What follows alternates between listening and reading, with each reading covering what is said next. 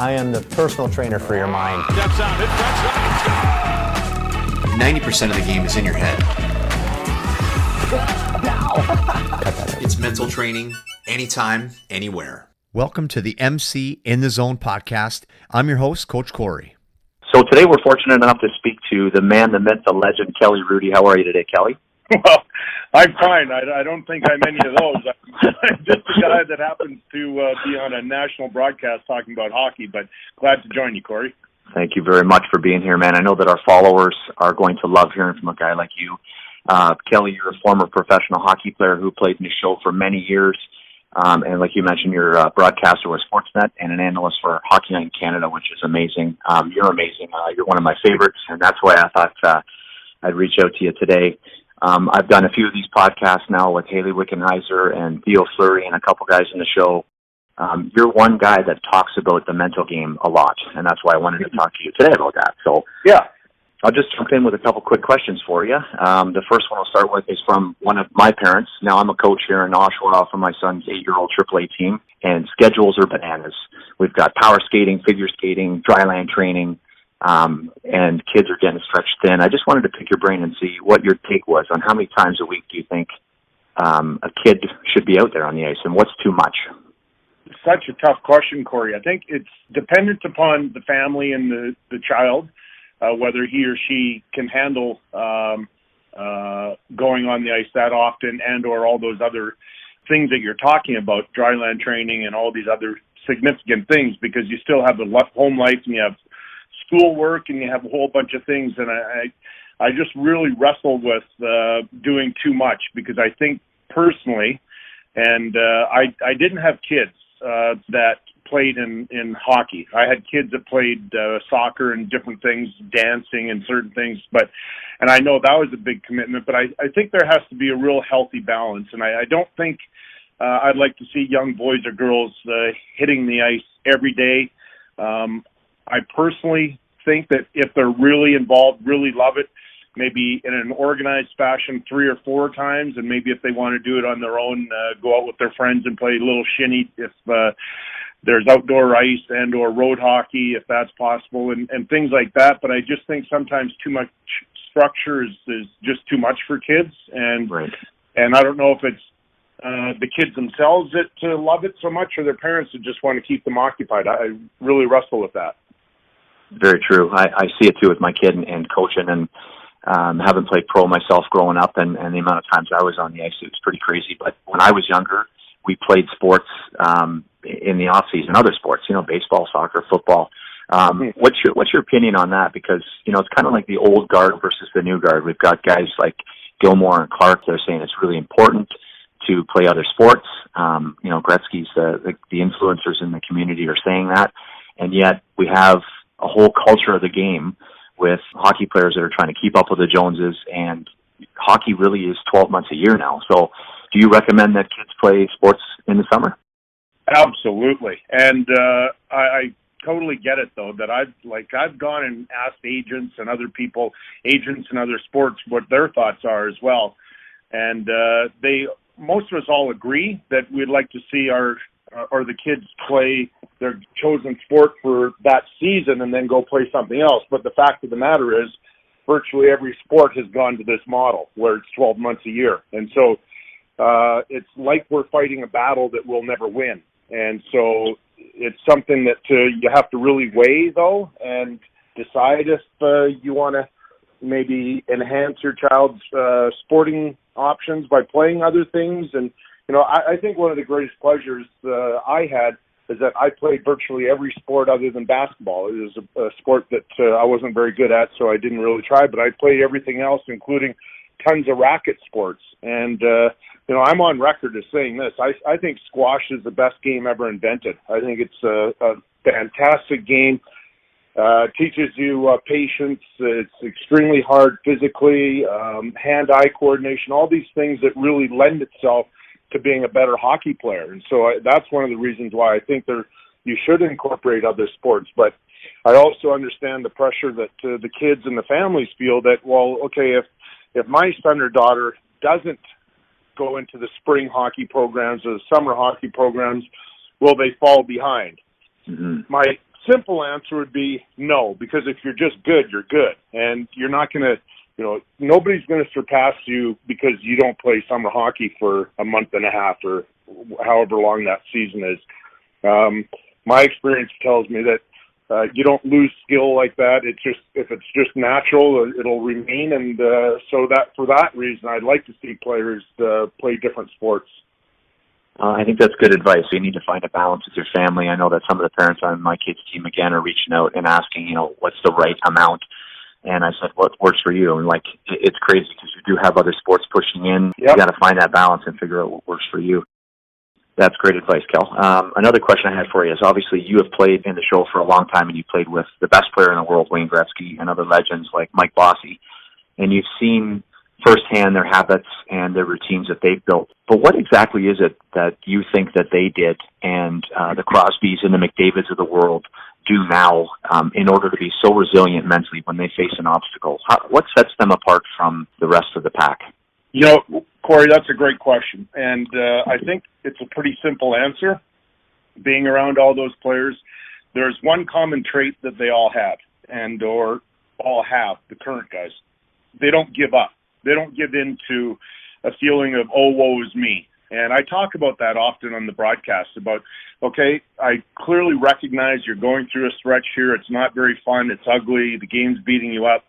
And the good ones continue to battle through that. And I think Ovechkin's a great example of that. I mean, he had all that personal success, but until the year that they won the Stanley Cup, people were continuing to take shots at him that, he's not living up to his, high standards and so on. But over time, then he proved that he just stuck with it, and he was rewarded in the best way. So I look at a lot of the guys that I played with, and all of us had highs and lows and setbacks, but all of us found a way to power through that. And it's very important that kids are reminded that it's not always, everything's not always going to go your way. And, the interesting thing is, if you were to look at everybody's career, and including Wayne's, you mentioned the best player to ever play. I played with Wayne in a time in which he struggled badly, and he had to battle his confidence. And I never would have thought that would ever been possible with Wayne, and I saw him go through it. And he came out stronger than ever. And, so my point is that you have to expect that there's going to be highs and lows, and you've got to find a way to get through it. That's a great answer. I always say that to my kids, too. It's like you can't get too high or too low in hockey. I try to change the mindset because at some point all these hockey players were lights out. They played well. They got 4 goals or a shutout, or they were on fire, right? And they think that they can play a 10 out of 10 every time. So I say to my kids, let's just pick an 8 out of 10. There's a bit of leeway there in case you make a mistake. It's not the end of the world, and there's a little bit of room for improvement, too. And an 8 out of 10 is a nice, consistent number for coaches and for your own mindset, your personal development. You'll be okay and have some success when you stick to that mindset. That's amazing to hear about Gretzky even having lack of confidence, because everyone just thinks that they're just horses and they don't go through adversity. So I know, pretty crazy.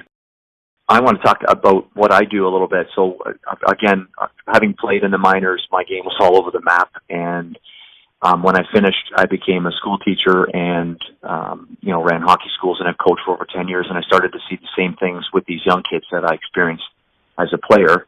And I'm quickly realizing, and I guess we've already known this, but the hockey community, it tends to default and value strength and conditioning and hydration and nutrition, things you can put a number on.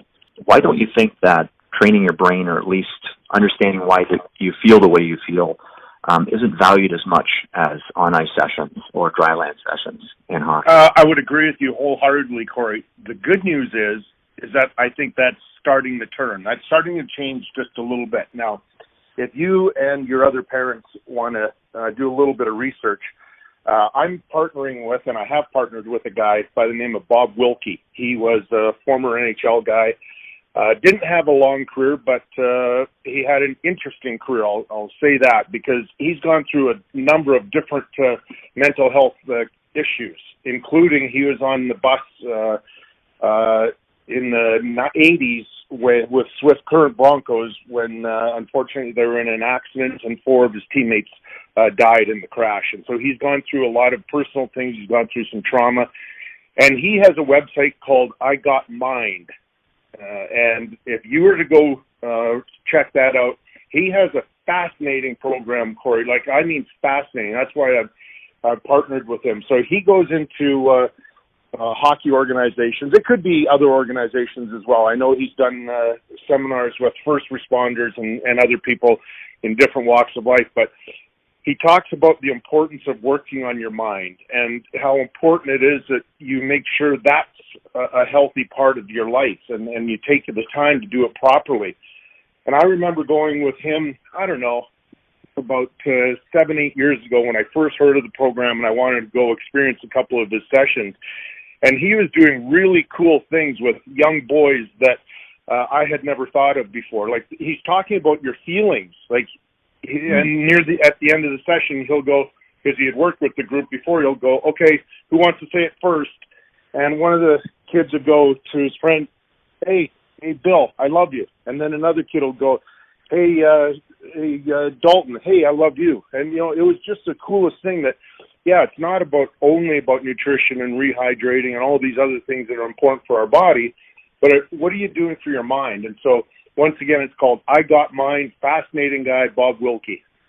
That's awesome. It's good to hear that guys are stepping up like that. I was fortunate enough myself to speak at the Gatorade Hockey Summit out in Calgary a few years ago, and I was on a panel with Sidney Crosby's trainer, and we got some questions shot at us by James Cebulski, and that was one of the main things I was trying to get across, was that we default to these things because we're comfortable with them, but if you're not right between your ears, it's going to be difficult for you. So that's what inspired me to start what I'm starting. So good on Bob as well, man. That's great. Right. To your point, too, Corey, when you're talking about taking care of yourself, and it's interesting we're having this conversation because we just had Bell Let's Talk, and the entire country's talking about raising a ton of money for mental health issues. But when you're a coach and you look at your team, and you look around, the Canadian Mental Health Association will tell you 1 in 5 Canadians are affected. I disagree with that number. I think it's more, whether you say 3 in 5 or 4 in 5 or 5 in 5, depending on, maybe it's not debilitating at all, but, we all have stuff. I have stuff. And so it's important when you look at around that dressing room, you see all the boys and girls, and you have to treat everybody a little bit differently and be empathetic for something they may be going through. They may not even recognize it yet, especially when you're talking about young kids that you're coaching, but everybody's got something, and, you've got to try and make sure that you communicate properly with them so they're not negatively affected. That's right. That's a very good point. I know you're tight for time here, so I'll just end with one last question. I saw you on the broadcast, and you were talking about Carey Price, and you were really identifying his reset routine. We call it in sports psychology. There was a goal scored on him, and I know there's a lot of goalies that are members with Mentally Charged here that are always asking, what do I do mentally once I'm down on myself, or I let in 3 goals right away, or I get pulled, or how do I bounce back?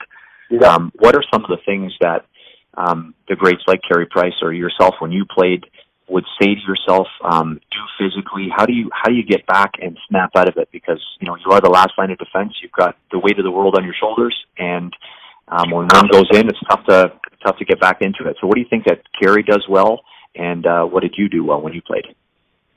Well, it's a hard skill to learn, but the number one thing you have to do is get over it quickly. And you don't have to replay that bad goal over and over and over and think about it over and over and over. What you need to do, and the seed you need to plant is, okay, what's important next? Okay, so you can identify one simple goal, and that's what I used to do. Every goal was very simple.